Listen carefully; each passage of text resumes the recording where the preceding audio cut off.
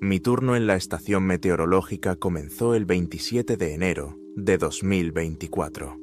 El avión me dejó en Cambridge Bay, desde donde un helicóptero me llevó a través del desierto helado hasta la estación número 7. El helicóptero se marchó y me dejó solo con el viento y la oscuridad de la noche polar, que aquí dura hasta mediados de marzo.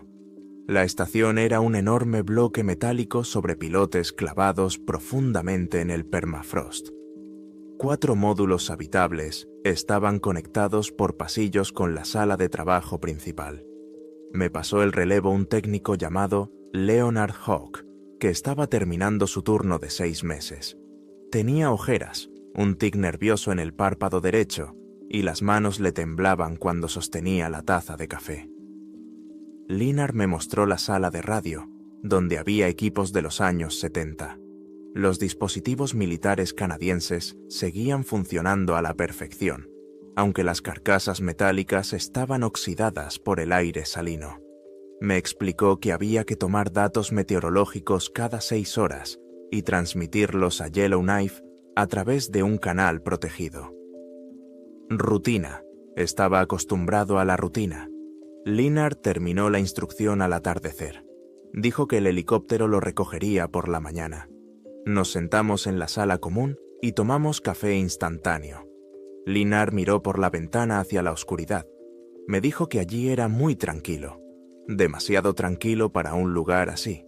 Luego añadió que no debía encender el viejo receptor de onda corta en una frecuencia superior a 30 MHz. Le pregunté por qué. No respondió de inmediato, solo negó con la cabeza y miró su taza. Luego dijo que solo había estática e interferencias. No valía la pena perder el tiempo. Por la mañana se llevaron a Leonard. Me quedé solo durante 180 días. Los primeros 3 días transcurrieron sin incidentes. Tomé lecturas de temperatura, presión y velocidad del viento. Transmití los datos a Yellowknife cada 6 horas. Leí los libros que había traído. Por la noche, el viento aullaba de tal manera que parecía como si alguien estuviera arañando las paredes metálicas con clavos oxidados. Sabía que solo era el viento. El Ártico está lleno de sonidos extraños. La 4ª noche no pude dormir. La noche polar alteraba los ritmos circadianos y mi cuerpo ya no sabía cuándo era hora de descansar. Me levanté a las 2 de la madrugada, me acerqué a la cabina de radio y encendí la tetera eléctrica. Mientras el agua hervía, miré el receptor. Era el mismo viejo aparato de onda corta del que me había advertido Leonard. Un voluminoso receptor de válvulas con una escala de frecuencias de plástico amarillento. Giré la perilla de sintonización. El altavoz emitió un silbido de ruido blanco. Al principio no distinguí nada más que estática, pero luego, en la frecuencia 32,4 MHz, escuché una serie de señales cortas y largas. Alfabeto Morse. 3 cortas, 3 largas, 3 cortas. SOS. Señal internacional de socorro. Me quedé paralizado con la taza en la mano. La señal se repetía a intervalos regulares, mecánicamente precisa, como un metrónomo. Cogí un cuaderno y empecé a descifrarla. Tras la serie de SOS seguía una larga secuencia de números. Coordenadas. Las anoté todas. 71 grados 42 minutos de latitud norte, 110 grados 31 minutos de longitud oeste. Desplegué el mapa de navegación que había en la pared. Ese punto se encontraba a 240 kilómetros al norte de la estación. Tundra desierta, permafrost, sin poblaciones ni estaciones. Cambié la frecuencia al canal de comunicación principal e intenté contactar con Yellowknife. Informé al operador, Ronald McGregor, sobre la señal. Ronald respondió que comprobaría las bases de datos de la Guardia Costera y del Ejército y que volvería a llamar en 1 hora. Esperé 2 horas. Por fin, la radio cobró vida. Ronald dijo que no había estaciones, barcos, expediciones ni instalaciones militares registrados en la zona indicada. Me aconsejó que lo olvidara y me dedicara a las observaciones meteorológicas. Los equipos antiguos a veces captan señales, reflejadas de los satélites. Pero yo no podía olvidarlo. A la noche siguiente volví a encender el receptor en la misma frecuencia. La señal se repitió. SOS. Luego las coordenadas. Las anoté en mi cuaderno. 71 grados con 39 minutos de latitud norte. 110 grados con 28 minutos de longitud oeste. Nuevas coordenadas. Las comparé con las anotaciones anteriores. El punto se había desplazado 5,5 kilómetros hacia el sur, más cerca de la estación. Se me puso la piel de gallina, aunque en la cabina de radio había 22 grados de temperatura. Volví a intentar contactar con Yellowknife. Esta vez, Ronald se mostró menos paciente. Dijo que el equipo antiguo a veces captaba ondas de radio reflejadas por la ionosfera. El fenómeno se denomina propagación ionosférica anómala. Dijo que no debía perder el tiempo con esas tonterías y que debía centrarme en las observaciones meteorológicas. Dejé el micrófono, pero la curiosidad no me dejaba en paz. Decidí intentar responder a la señal.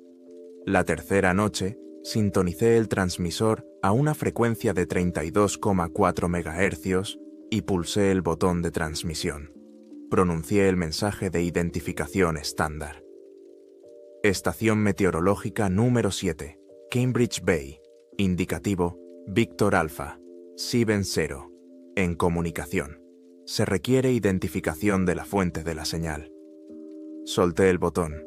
El ruido estático llenó la cabina de radio. Esperé. Pasó 1 minuto en silencio, luego 2. Ya empezaba a pensar que no pasaría nada, cuando el altavoz emitió un sonido distorsionado. Al principio oí un ruido parecido a una respiración pesada a través de una tela, ronca y húmeda. Luego, una voz. Mi voz. Pronunció 3 palabras. Ayúdenme, por favor. La entonación era la mía, el timbre era el mío, incluso la ligera ronquera que aparece cuando llevo mucho tiempo sin beber agua. Pero yo no había dicho eso. Me quedé en silencio y mantuve el dedo en el botón de recepción. Apagué el receptor con manos temblorosas. Salí de la cabina de radio y cerré la puerta. Esa noche no dormí. Yacía en la oscuridad de mi camarote y escuchaba el aullido del viento. Pero ahora distinguí algo más en ese aullido. Un ritmo, casi como palabras que alguien intentaba gritar a través de la tormenta. La cuarta noche volví a encender el receptor. No pude evitarlo. La señal de SOS continuaba con la misma frecuencia. Las coordenadas se habían desplazado otros 6 kilómetros hacia el sur. La fuente se acercaba a una velocidad constante. Hice los cálculos con la calculadora. Si el movimiento continuaba a la misma velocidad, unos 6 kilómetros por noche, la fuente llegaría a la estación en 38 días, el 10 de marzo de 2024. Intenté racionalizar lo que estaba sucediendo. Tal vez se trataba de algún tipo de sistema automático en una estación científica abandonada que flotaba en un témpano de hielo. Tal vez la voz era un fragmento de una vieja transmisión de radio que coincidía casualmente con mi tono de voz. Intenté convencerme de las explicaciones lógicas. La quinta noche decidí hacer un experimento. Grabé mi voz en una vieja grabadora que encontré en una caja del compartimento técnico. Pronuncié las mismas 3 palabras claramente al micrófono. Ayúdenme, por favor. Luego volví a sintonizar la frecuencia de 32,4 MHz y transmití un nuevo mensaje. Estación meteorológica número 7. Se requiere identificación inmediata de la fuente de la señal. ¿Quién eres? La respuesta llegó en unos segundos. Era mi voz otra vez, pero esta vez decía algo diferente. Estoy en la estación número 7. Tengo mucho frío aquí. ¿Por qué no me respondes? ¿Por qué me ignoras? Encendí la grabadora y escuché la grabación de mi voz. La voz de la cinta sonaba diferente, más plana, sin emociones, mecánica. La voz del receptor era viva. Había pánico, miedo, desesperación en ella. Sabía que estaba escuchando. Apagué el receptor y bloqueé la puerta de la sala de radio con un pesado cerrojo metálico. Decidí no volver a encenderlo. pero la curiosidad actúa como un veneno que envenena lentamente la mente. La sexta noche no pude resistir. Abrí la puerta, encendí la radio y sintonicé la frecuencia. La señal continuaba. Las coordenadas se habían desplazado otros 6 kilómetros hacia el sur. Cogí el micrófono y le hice una pregunta directa. ¿Quién eres realmente? Di tu nombre. La respuesta llegó al instante, sin demora. Yo soy tú, Thomas Vincent Crowley, del futuro. 16 de marzo de 2024, 02 horas 47 minutos. Morirás dentro de 48 días si no te vas de aquí. Miré el calendario que había en la pared de la sala de radio. Hoy es 28 de enero. El 16 de marzo es dentro de 47 días. Mi nombre completo es, realmente, Thomas Vincent Crowley. No se lo he dicho a nadie aquí. En los documentos solo he puesto Thomas Crowley. Pregunté cómo era posible. La voz respondió que en la estación había un equipo, un antiguo equipo militar de un proyecto que se cerró en 1987. El ejército canadiense experimentó con la comunicación de onda corta a través de un campo magnético. El equipo crea un bucle temporal que conecta determinados momentos. La señal no viene del norte a través del espacio, viene del futuro a través del tiempo. No lo creía. Pregunté cómo podía comprobarlo. La voz me dijo que abriera el diario de servicio del anterior técnico, Leonard Hawke, que comprobara la entrada del 18 de noviembre del año pasado. Encontré el diario en un armario metálico junto a la sala de radio. Abrí la página correspondiente. Leonard había escrito: por la noche escuché una extraña señal repetitiva en una frecuencia de unos 32 megahercios. No puedo explicar su origen. Las coordenadas indican que el objeto se mueve desde el norte hacia la estación. Decidí no informar a Yellowknife para no crear pánico y preguntas. Probablemente se trate de una anomalía ionosférica. Me sentí mareado por el miedo. Volví a la sala de radio y pregunté con voz temblorosa qué debía hacer. La voz del futuro respondió que debía abandonar la estación antes de que la fuente llegara aquí, antes del 10 de marzo, pero no podía simplemente irme. El próximo helicóptero programado no llegaría hasta dentro de 153 días, a finales de junio. La voz dijo que había una radio satelital de emergencia en el módulo de almacenamiento número 3. Su alcance llegaba hasta Cambridge Bay, a 320 kilómetros. Podría llamar a un helicóptero de rescate por una emergencia. Pregunté qué pasaría si me quedaba allí. La voz no respondió de inmediato. Solo se oyó estática en el altavoz durante 1 minuto.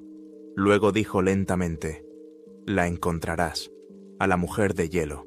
Vendrá a por ti cada noche, como vino a por mí, como vino a por Leonard, como vino a por todos los que trabajaron aquí más de 1 mes. La séptima noche volví a comprobar las coordenadas.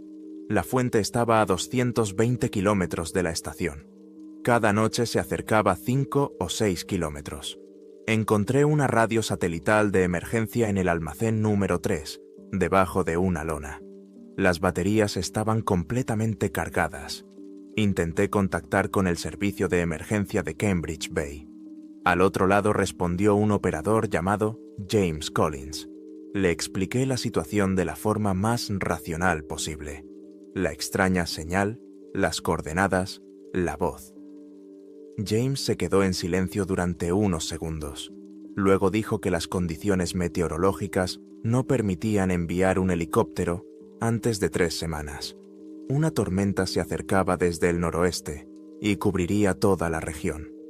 Le pregunté si podía hacer una excepción para una evacuación de emergencia. Se negó. El protocolo no permite arriesgar a la tripulación sin una amenaza directa para la vida. Una extraña señal de radio no se considera motivo suficiente. Volví a la cabina de radio y encendí el receptor con un sentimiento de pesadez. Mi voz del futuro dijo que quedaba muy poco tiempo. Se mueve más rápido de lo que pensaba al principio. La velocidad aumenta cada noche. Pregunté quién era ella. La voz me lo explicó con detalle.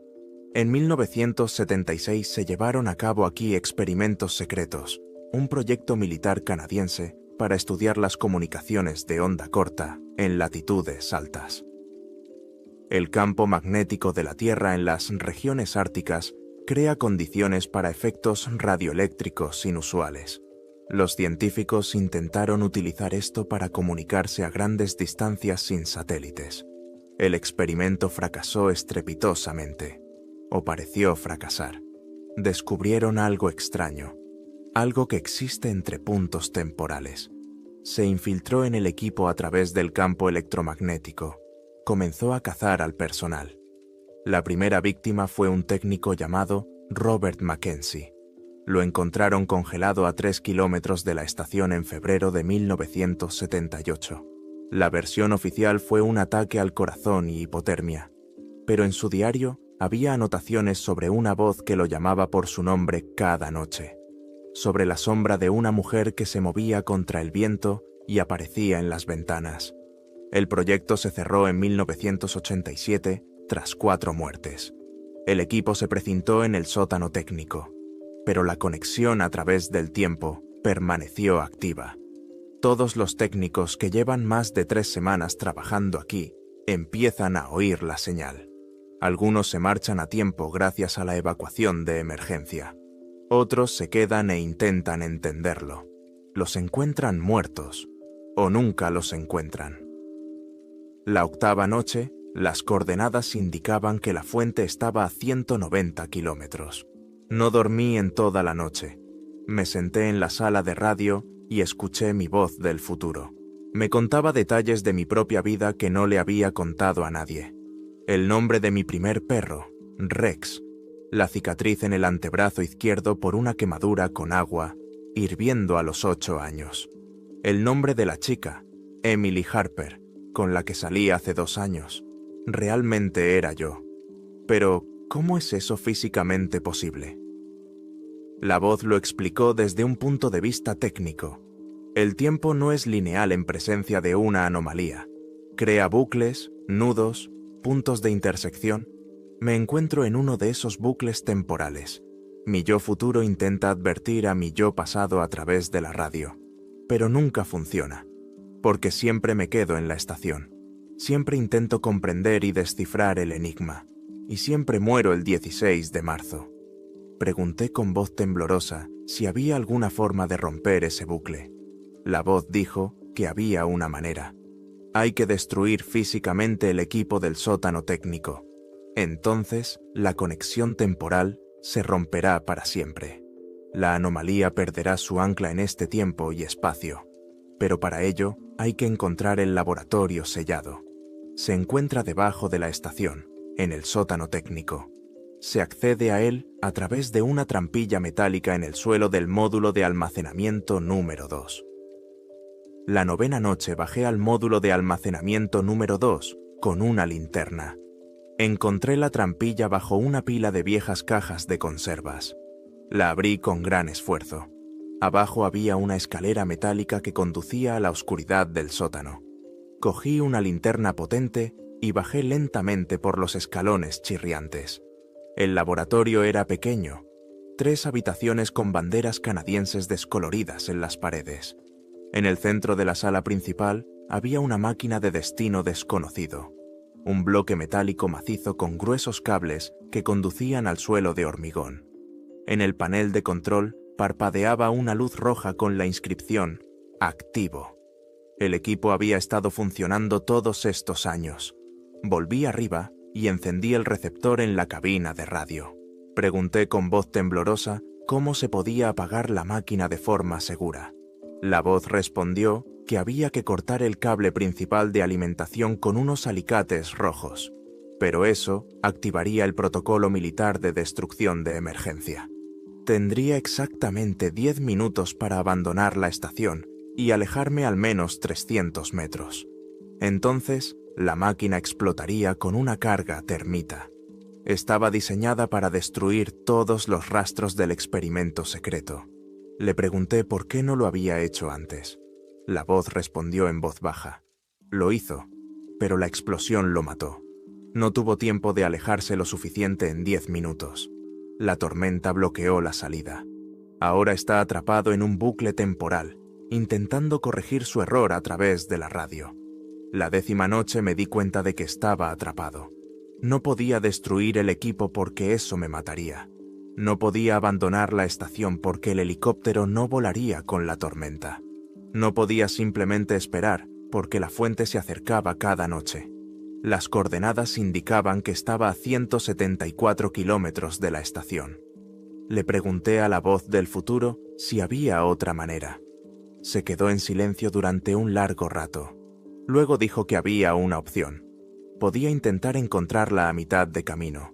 Salir de la estación e ir hacia el norte, hacia la fuente de la señal. Quizás, si la encontraba lejos del equipo, el bucle temporal no se cerraría. Quizás podría detenerla físicamente. Le pregunté qué era ella. La voz me explicó lo poco que sabía. Era una científica de esta estación en el año 77. La doctora Margaret Holloway, especialista en resonancia magnética. Trabajaba con el equipo todos los días. Un día no regresó de un paseo por la tundra. La buscaron durante 3 semanas. Encontraron su cuerpo a 40 kilómetros al norte, congelado en la nieve. Pero la autopsia reveló cosas extrañas. Su cuerpo llevaba muerto un mes, aunque solo había desaparecido 3 semanas antes. La hora de la muerte no coincidía con la hora de la desaparición. Tras su muerte comenzaron a producirse fenómenos extraños. Los técnicos veían la silueta de una mujer en las ventanas por la noche. Oían su voz en la radio. Los equipos se encendían solos. El proyecto se cerró 10 años después, pero ella se quedó. Existe en un bucle temporal, repitiendo su último día una y otra vez, y caza a quienes trabajan aquí. La 11ª noche comencé a prepararme para salir hacia el norte. Preparé una mochila con provisiones, conservas, agua, un termo con té caliente, un saco de dormir, un hornillo de gas. Cogí un navegador GPS y pilas de repuesto. Me puse un traje térmico y comprobé todas las cremalleras. La temperatura exterior era de menos 42 grados. El viento soplaba a 30 kilómetros por hora. La ventisca se intensificaba. Encendí el receptor por última vez. Le pregunté a la voz qué debía hacer cuando la encontrara. La voz respondió que no lo sabía. Nadie la había visto nunca y había sobrevivido para contarlo. Quizás solo fuera una visión. Quizás fuera una entidad física. Quizás no existiera en absoluto y todo fuera una alucinación provocada por la soledad. Apagué el receptor y salí de la estación por la compuerta norte. El frío me golpeó como un martillo. El viento intentaba derribarme. La visibilidad no superaba los 15 metros a través de la nieve. Encendí la linterna y me dirigí estrictamente hacia el norte, siguiendo la brújula. Las primeras 2 horas caminé por la tundra llana. La nieve crujía bajo mis botas. El viento aullaba en mis oídos, a pesar del grueso gorro. Comprobaba el GPS cada 15 minutos. Las coordenadas de la fuente de la señal estaban a 160 kilómetros. Caminaba a una velocidad de 3 kilómetros por hora. Necesitaría más de 50 horas para llegar. Me detuve al cabo de 3 horas y monté un campamento provisional detrás de una colina nevada. Encendí el hornillo de gas y calenté té. Me comí una lata de carne en conserva fría. Me metí en el saco de dormir e intenté dormir, pero no podía conciliar el sueño. Me quedé tumbado escuchando el viento, y en ese viento volví a distinguir un ritmo similar a las palabras. 1 hora después, oí algo más. Pasos en la nieve. Lentos, uniformes. Apagué la linterna y me quedé inmóvil. Los pasos se acercaban. Asomé la cabeza fuera del saco de dormir. A 10 metros había una figura. Una mujer con una bata de laboratorio blanca. La bata se agitaba con el viento, pero ella permanecía inmóvil. Tenía el pelo largo y oscuro, cubierto de escarcha. Su rostro era pálido, casi azul. Tenía los ojos abiertos, pero vacíos, como los de un muerto. Me miraba directamente. Me quedé paralizado. Dio un paso adelante. luego otro. Lentamente, mecánicamente. Salí del saco de dormir y me puse de pie. Se detuvo a 5 metros. Le pregunté quién era. No había voz, solo el viento. Levantó la mano y señaló hacia el norte. Luego se dio la vuelta y comenzó a caminar en esa dirección. Me quedé parado mirando cómo se alejaba en la ventisca. En un minuto desapareció en la nieve. Recogí el campamento con manos temblorosas y seguí hacia el norte. La 12ª noche caminé sin parar. Las coordenadas de la fuente indicaban 147 kilómetros. Ahora se movía más rápido. 7 kilómetros por noche. Yo caminaba a una velocidad de 3 kilómetros por hora. No podía alcanzarlo. Al amanecer de la noche polar, cuando el cielo se volvió un poco más claro, vi algo delante de mí. Una estructura en el horizonte. Me acerqué. Era una antigua estación. Una base de investigación abandonada, medio cubierta de nieve. Los módulos metálicos estaban oxidados y torcidos. Las ventanas estaban rotas. Entré por la puerta abierta. Dentro estaba oscuro y hacía frío. Encendí la linterna. Las paredes estaban cubiertas de escarcha. Sobre la mesa había documentos viejos, congelados y frágiles. Cogí uno. El informe estaba fechado en febrero de 1977. Estación de Investigación del Campo Magnético número 3. Jefa, doctora Margaret Holloway. Seguí por el pasillo. En la última habitación la encontré. El cuerpo yacía en el suelo, cubierto de nieve y hielo. Una mujer con una bata de laboratorio blanca. Cabello oscuro. El rostro estaba pálido y sin vida. Había muerto allí hacía muchos años, pero la había visto viva hacía una hora. Ella me había indicado el camino hasta aquí. Comprobé el GPS. Las coordenadas de la fuente de la señal coincidían con este lugar. Estaba justo en el punto de donde provenía la señal. Oí un ruido a mi espalda. Me giré. Ella estaba de pie en la puerta. Viva. Me miraba con los ojos vacíos. Miré al suelo. El cuerpo seguía allí. 2 Margaret Holloway, en una misma habitación. Muerta y viva al mismo tiempo. Ella habló. Su voz era suave, como el susurro del viento. Dijo que no debería haber venido aquí. Este lugar está fuera del tiempo. Aquí, el pasado y el futuro coexisten. El equipo de la estación número 7 creó una conexión entre los puntos temporales. Ella quedó atrapada en esa conexión cuando murió. Ahora existe en todos los momentos a la vez. Le pregunté por qué cazaba a los técnicos. Ella respondió que no cazaba. Intentaba advertirles. Todos los que oyen la señal comienzan a sentirse atraídos por este lugar. El bucle temporal los atrapa. Vienen aquí y mueren de frío. O vuelan el equipo y mueren en la explosión. Ella intenta detenerlos, pero no funciona. El bucle siempre se cierra. Le pregunté cómo romper el bucle. Ella dijo que era imposible. El bucle existe fuera de la causalidad. Yo ya estoy muerto en el futuro. Moriré el 16 de marzo. Ya ha sucedido. Mi voz en la radio lo demuestra. Hablo desde el futuro, donde ya estoy muerto. Me negué a creerlo. Dije que podía cambiar el futuro. Puedo quedarme aquí o volver a la estación. Puedo tomar otra decisión. Ella negó con la cabeza. Dijo que todo el mundo dice lo mismo. Todo el mundo intenta cambiarlo, pero el bucle siempre se cierra de la misma manera. Me di la vuelta y salí corriendo de la estación. Salí corriendo en medio de la ventisca y corrí hacia el sur, hacia la estación número 7. Corrí durante 3 horas sin parar. Caí en la nieve por agotamiento. Me tumbé y respiré el aire frío. Entonces oí el ruido de un motor. El helicóptero apareció entre la ventisca.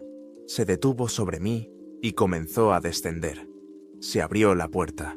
Un rescatista con un traje naranja me tendió la mano. Me agarré a ella. Me subieron al interior. El rescatista me preguntó qué hacía allí.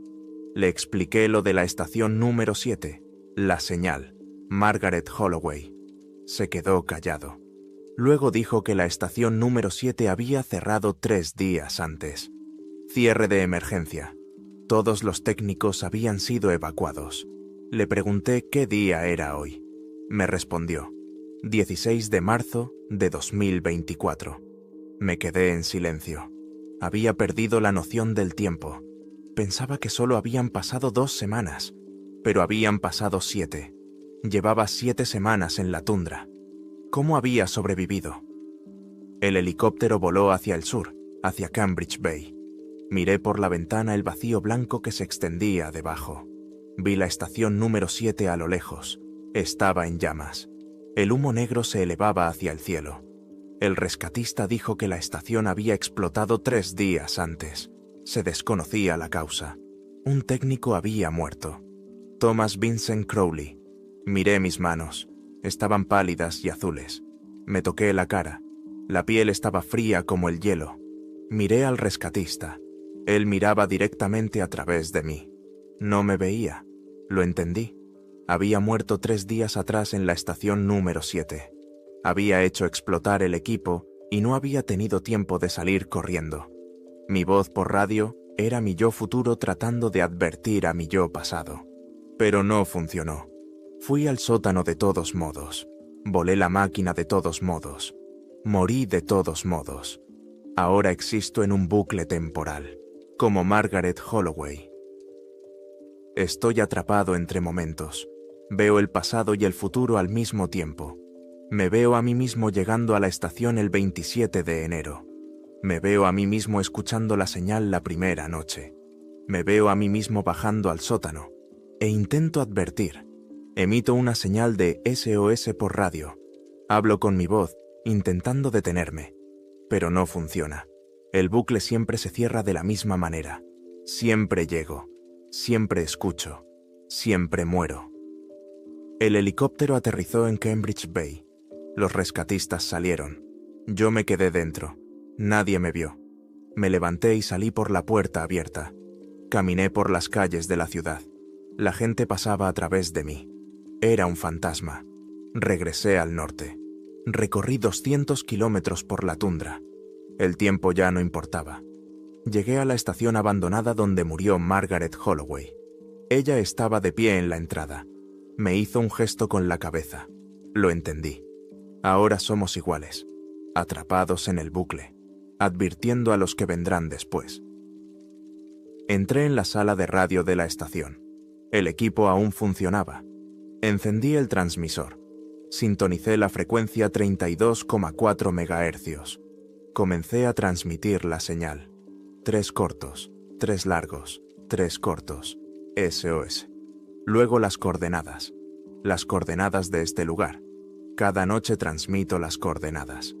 Cada noche se desplazan varios kilómetros hacia el sur, hacia la estación número 7. Cuando el nuevo técnico llega allí y oye la señal, intento advertirle. Hablo con su voz, le cuento la verdad, pero no funciona. Siempre toman la misma decisión.